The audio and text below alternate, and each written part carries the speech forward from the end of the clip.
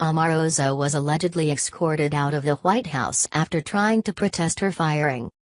Omarosa Manigault Newman, reality television villain, presidential confidante, and owner of many pairs of shoes, is out at the White House. She submitted her resignation to White House Chief of Staff John Kelly on Tuesday, according to Sarah Huckabee Sanders. Sanders said in a statement, "Omarosa Manigault Newman resigned yesterday to pursue other opportunities. Her departure will not be effective until January 20, 2018. We wish her the best in future endeavors and are grateful for her service." Though the official word is that she resigned and was not fired, this marks the fourth time that Omarosa, a contestant on the original The Apprentice, as well as a follow-up season and The Celebrity Apprentice, has been removed from the employ of Donald Trump. It's unclear how this will affect the day-to-day function of the White House because it was generally unclear what Omarosa did every day.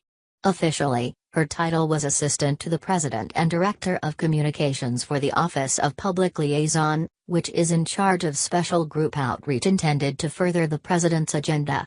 For this she made $179,700, the maximum salary for any White House staffer.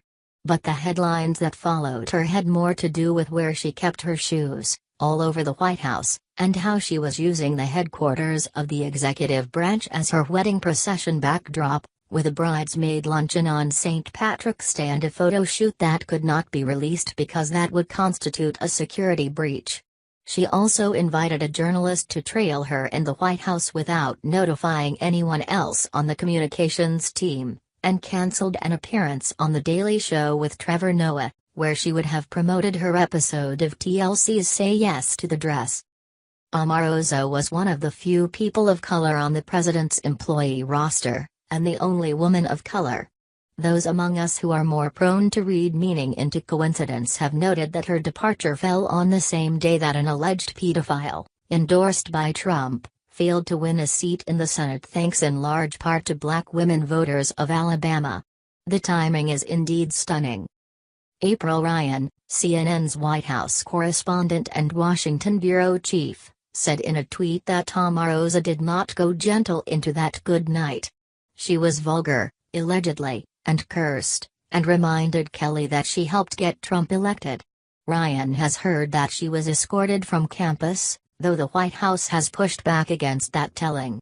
Regardless of how Omarosa went, though, she will have to find another place to store her shoes.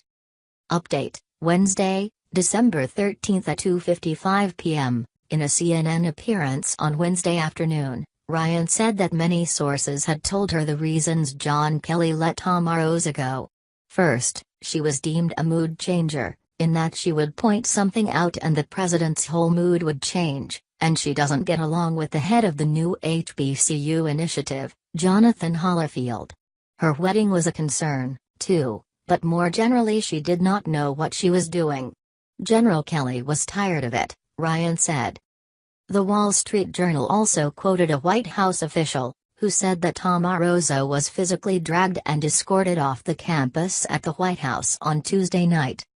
According to Ryan, General Kelly and Omarosa decided she would leave January 20, a year after she was officially installed in the White House, but for some strange reason that didn't sit well with her.